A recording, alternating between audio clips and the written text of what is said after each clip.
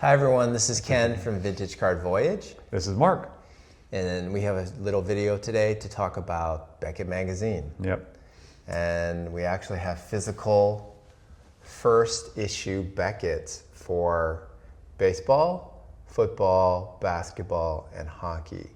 And this Beckett, which is the baseball one, is actually a reprint. So believe it or not, they actually, it looks like they reprinted in 2001, the 1st November 1984 Beckett. So I don't know if you haven't seen this before, and I hadn't seen it before.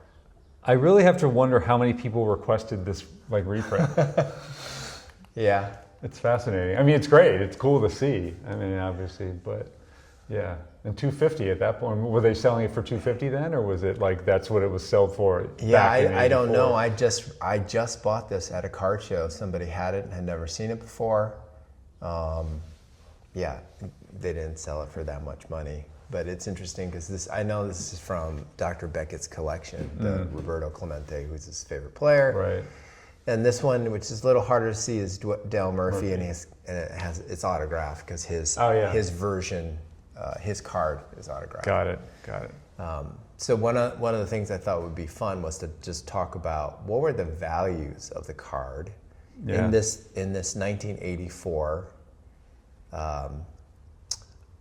issue. I mean, when we were kids, this was like the Bible, right? Like, oh yeah, the collecting Bible. No internet, right? Yeah. So yeah, like how would you know the price of anything? Right. And so I think I was a collector for many years before I even knew about Beckett. Yeah. You could see dealers in the back though would be flipping through pages to reference card prices. Mm-hmm. I know there were, I think I've talked to you about this. There was I think it was called CCP, and there was one called, I think, CPU, I think. Card prices updated maybe or something, and that was like a monthly paper thing that came out or whatever. And I definitely remember both of those. I could be wrong with the CCP. I think that's right, but anyways, yeah, those things kind of like stick in my brain even after 40 years. But I do think that Beckett was the authority. He was, yeah, exactly. Those other two were kind of like on their tail, whatever. And there was Ball Street, which is this they came out with smaller, more sturdy books, and they had cards in them. I'll bring in one to show you. Yeah, and that had a price guide, but they only had a few cards in there. It wasn't like as thorough as this. Right. So I was just gonna throw out prices. So 54 Tops, which is one of my favorite sets, has both Hank Aaron and Al Kaline rookies. Right. So the Hank Aaron back then rookie would have gone for $130 to $150. It's safe to say that it's at least 10x that. Yeah. For a low grade one. Right. Right. So who knows how much it is for a higher grade one. And then K-Line was $54 to $60. And what were the two pricing things? Was it excellent and mint or something like that? I mean, we can go look at it. Yeah, but or it could have been very good, maybe very good, excellent, something like that. Yeah. But there were only two. Okay, there were only two. Yeah. And then a couple other ones that we had talked about before. Right. Is the Koufax rookie, the 55 Tops Koufax rookie would have been between $40 and $50. Which is nuts. What a bargain, right? They're all nuts, but yeah, it's just kind of. And maybe there were a few people who had foresight to go out and scoop up a lot of Sandy Koufax. Certainly not me. No. It wasn't me. No.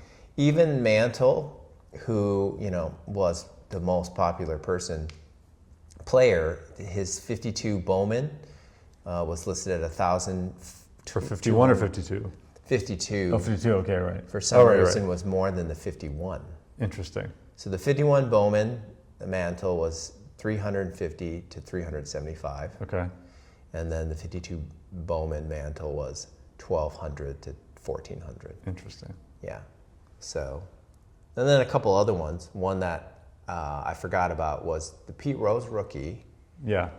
Had already been pretty high in value back then. Right, and like we said off the thing, he was chasing the hits record at that point, I think, or he was close to Cobb, if not already past him. So yes, That's probably why. That's probably why it ramped up, because out of all the current players in the 80s, his rookie card was already at $225 to $350. Yeah. So that does. I mean, I specifically remember as a kid, like when I would go to shows, that was like a big deal. Yeah. That card was a big deal, whatever. Yeah. So I never really liked Pete Rose, so that wasn't on my list. But Sure. yes, I remember it being really expensive. yeah. And then a couple others, like the 80 Ricky Henderson card. This is 84 now, so he's only been in the league for a handful of years. Right. $3.50 to $5. Again, with a little bit of foresight and a 20 in your pocket, you could have gone away and with a handful of them. So. I remember selling that when I was like, I think 8 or 9, probably 9 or 10 years old to a collector, and then a couple years later regretting it. Yeah. So. And then the 83 Gwyn was the last example I have here, and it's anywhere from $1.25 to $3. Yeah. Yeah. So, kind of fun to just go back and look at the prices. Yeah. Yeah. It's crazy to think about all that like stuff and how it was such a big deal to us, like how to have these prices and to understand it, like have that information when you go to shows or whatever, and go like, am I getting ripped off? Am I not? Whatever. So, yeah. And I wonder if these are very collectible. Probably somebody's collecting each of them. I just like the first one with Bo and MJ and Gretzky. Really, they did pick out great I was going to say, athletes. it's helpful that they had these amazing like picks for the first one. Yeah. So.